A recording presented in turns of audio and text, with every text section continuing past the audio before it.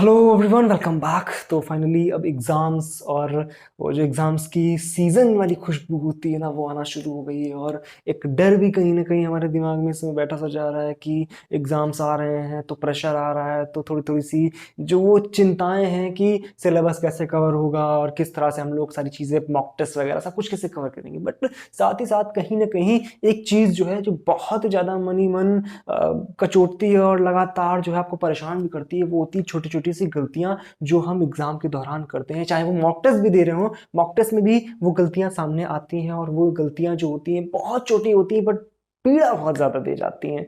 क्योंकि हम ना एक्सपेक्ट नहीं कर रहे होते। देखो, हमारा फोकस जो होता है वो हो रहा होता है सारा का सारा कहीं ना कहीं कॉन्सेप्ट्स पे, प्रैक्टिसिंग पे। बट वो छोटी छोटी सी गलतियां जो कि अनएक्सपेक्टेड तरीके से आती हैं और बहुत ज्यादा हर्ट करके जाती हैं, किस तरह से उनको हम सुधार सकते हैं, किस तरह से वहां पर हमें काम करना है, इस बारे में बात करने वाले हैं। तो शुरुआत करते हैं इस चर्चा की कि क्या गलतियां जो कर रहे हैं उनको सुधारने का तरीका क्या है, इस बारे में बात करते हैं। तो फर्स्ट ऑफ ऑल, जब आप मॉक टेस्ट दे रहे हो या देखो, फर्स्ट ऑफ ऑल अगर आपको ये टेंशन है कि मैं किस तरह से मैनेज करूंगा, तो उसके लिए अभी से आपको मॉक टेस्ट देना शुरू करना पड़ेगा। लगातार आप मॉक टेस्ट दो। ठीक है, फिजिक्स टॉक्स ऐप पे भी कुछ ना कुछ मॉक टेस्ट जो है शुरू हो गए हैं। धीरे धीरे जैसे जैसे एग्जाम टाइम आ रहा है, वैसे वैसे मैं मॉक टेस्ट का जो फ्रीक्वेंसी है वो बढ़ा दूंगा वहां पर।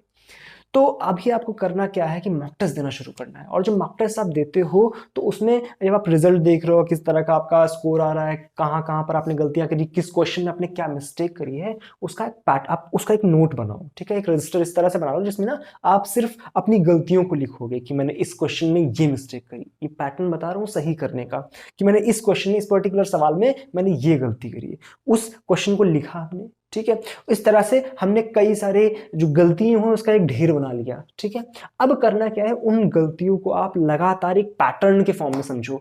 क्या पैटर्न में किस तरह की, क्योंकि एक होता है ना कॉमन गलती जो होती है, मैं अक्सर क्वेश्चंस में ना ये 3 into 2 मैं 5 कर दे रहा हूं। इस तरह की जो गलतियां हैं उनको, उनका एक पैटर्न बनाओ कि नहीं नहीं, मैं ना इस तरह की गलतियां बहुत कर रहा हूं, मुझे यहां पर फोकस करना है।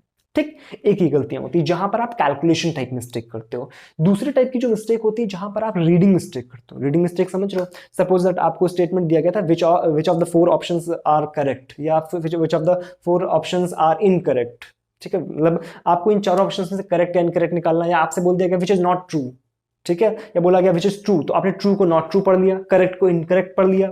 ठीक है, सपोज दैट आपसे बोला था which of the force is conservative, इस तरह से क्वेश्चन था, which of the following forces are conservative. ठीक है, आपने उसको पढ़ लिया नॉट नॉन कंजर्वेटिव, तो आपने क्या किया, उसमें से पहले ही देखा, अच्छा ये तो नॉन कंजर्वेटिव है, टिक लगा दिया। तो यहां से ना आपको पैटर्न एनालाइज करना है कि मैं किस किस तरीके की गलती कर रहा हूं। उन गलतियों का एक जत्था बनाना है, उन जत्थों से आपको एक पैटर्न के फॉर्म में समझना है। जब जैसे नहीं, हम लोग जब क्रिकेट खेलते हैं, आपने देखा होगा इंटरनेशनल क्रिकेट्स होते हैं, तो वहां पर क्या होता है, एक एनालिसिस्ट बैठा होता है जो सामने वाले टीम का पर्टिकुलर प्लेयर के बारे में जो सारी की सारी इंफॉर्मेशन निकालता है, फिर उसकी गलतियों का पैटर्न बनाता है, फिर हमें पता चलता है कि उसको हम कैसे आउट करें या कैसे हम उस पर अच्छे से शॉट्स लगाएं। तो मतलब ये सारी जो पैटर्न्स होते हैं हमें बनाने पड़ेंगे अपनी गलतियों पर। वहां कॉम्पिटिटर दूसरा होता है, बट यहाँ के कॉम्पिटिटर हम स्वयं हैं। हमें अपनी ही गलतियों की जो पिटारे हैं उनको खोल खोल करके समझना पड़ेगा। और एक बात बहुत ध्यान समझनी पड़ेगी कि अगर हम एक दिन में अपनी एक भी मिस्टेक सही कर ले जा रहे हैं, तो अभी आपके पास 2 से 3 महीने हैं। इस टाइम में ना आपकी सारी जो मिस्टेक्स है, छोटी छोटी सी मिस्टेक्स हैं, वो बहुत आराम से ठीक हो सकती है। तो किया क्या आपने, अपनी गलतियों का एक रिकॉर्ड बनाया, एक पैटर्न को एनालाइज किया, और उस पैटर्न पे आपको काम करना शुरू कर देना है। ठीक है, दूसरी बात, जब आप इस तरह की सुधारना किस तरह से, जब आप इस तरह के काम कर रहे हो, जब आप कैलकुलेशन कर रहे हो, तो वहां पर आपको थोड़ा सा स्लो हो जाना है। स्लो होने से मेरा ये मतलब नहीं है कि आप बिल्कुल मतलब 10 मिनट में एक लाइन की कैलकुलेशन कर पा रहे हो, ऐसा नहीं है। थोड़ा सा केयरफुल, स्लो से मेरा मतलब है केयरफुल होना है। जब भी आप केयरफुल हो रहे हो उस पर्टिकुलर चीज को लेकर के, तो वहां से जब आप इस तरह की प्रैक्टिसिंग करते रहोगे, लगातार केयरफुल होकर प्रैक्टिस करने की, तो आपकी स्पीड भी अपने आप इंक्रीज होगी। जब आप मॉक टेस्ट लगातार दोगे, केयरफुल होकर हम लिख रहे हैं स्टेटमेंट, तो वहां से हम जो प्रैक्टिसिंग है हमारी, जो वो उसकी स्पीड को भी बढ़ा देगी, केयरफुल होने की स्पीड को बढ़ा देगी। बात समझ आ रही है? और दूसरी बात, जब आप स्टेटमेंट कोई पढ़ रहे हो, जब आप कोई सवाल पढ़ रहे हो, तो उस सवाल के एक एक स्टेप को आपको ध्यान से पढ़ना है। Question reading is art. ठीक है। इस आर्ट को आपको समझना पड़ेगा किस तरह से मुझे एक बार में क्वेश्चन जो है ना वो समझ जाए। अगर एक बार में नहीं समझ आ रहा, आपको थोड़ा सा टाइम देना है उस क्वेश्चन को, कि आपको अगर एक बार में नहीं समझ आ रहा तो आप दोबारा से पढ़ो, चेक करो क्या मैंने जो चीजें पढ़ी है, जो डाटा मैंने एक्सट्रैक्ट किया वो सही किया है, क्या मैंने फ्रीक्वेंसी की जगह वेवलेंथ और वेवलेंथ की जगह फ्रीक्वेंसी तो नहीं कर दी है। तो इस तरह की मिस्टेक्स को बहुत ध्यान से करना है, तभी चीजें जो है वो एक पैटर्न फॉर्म में आपके अपने आप जो चीजें वो डुएबल होनी शुरू हो जाएंगी। क्या मेरी बातें क्लियर हो रही है? अगर बातें क्लियर हो रही है तो वीडियो को लाइक जरूर कर दिया करो, ठीक है। आगे चलते हैं। अब जब हमने पैटर्न को एनालाइज कर लिया, हमने सुधार करना शुरू किया, अब मैंने क्या बताया, अगर आप एक दिन में एक गलती भी अपनी सुधार रहे हो तो ये बात तो तय है कि आप आने वाले 2 से 3 महीने में अपनी 100 गलतियां तो सुधार ही लोगे।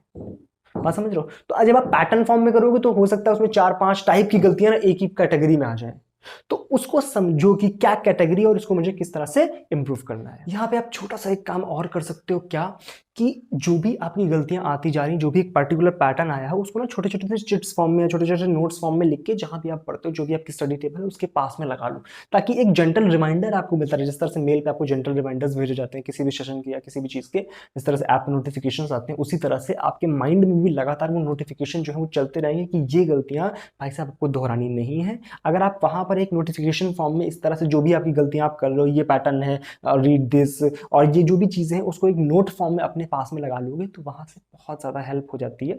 और आप जो वो गलतियां बार बार करते हुए चले आ रहे हो वो आपके दिमाग में लगातार बनी रहती है कि नहीं मुझे यहां पर केयरफुल होना है, नहीं मुझे ये चीज सही करनी है।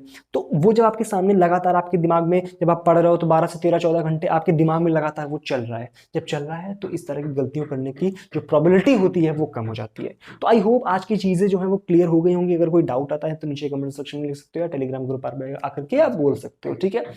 दूसरी बात, आपने अगर अभी तक एप्लीकेशन डाउनलोड नहीं करी तो जाकर के वहां से डाउनलोड कर लो। क्रैश कोर्स जो है वहां पर चल रहा है, मतलब चल क्या रहा है, उस पर क्लासेस शुरू होने वाली ऑलमोस्ट। मैं बस वेट कर रहा हूँ 3-4 दिनों का, दशहरा पे ही ऑलमोस्ट आपकी क्लासेस जो है वो शुरू हो जाएंगी, ठीक है।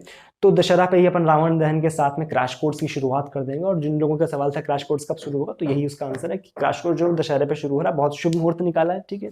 मुहूर्त तो हालांकि पढ़ाई का कुछ नहीं होता, लेकिन फिर भी एक तरह से बोलने के लिए हो जाता है ना कि अच्छे टाइम से हम लोग शुरुआत कर रहे हैं, ठीक है। तो दशहरे से क्रैश कोर्स की भी शुरुआत हो जाएगी। और मैथमेटिकल फिजिक्स का जो कोर्स है वो अपनी पीक पे पहुंच रहा है। हम लोगों ने वेक्टर कैलकुलस और वेक्टर अलजेब्रा वहाँ पे कंप्लीट कर लिए, और जो बाकी चीज़ें हैं उनकी शुरुआत हो चुकी है। तो जाकर के उस कोर्स को भी सब्सक्राइब कर सकते हो। सारी जो डिटेल्स है वो डिस्क्रिप्शन में मिल जाएंगे आपको, जाकर के चेकआउट करो, ठीक है। चलो मिलते हैं नेक्स्ट वीडियो में। अगर आपने वीडियो को लाइक नहीं किया तो एक बार लाइक कर देना, अभी तक चैनल पर नए हो तो सब्सक्राइब भी कर लेना, ठीक है। शेयर तो जरूर कर ही देते हो आप समझदार लोग, ठीक है। चलो मिलते हैं नेक्स्ट वीडियो में, तब तक के लिए thank you so much, bye.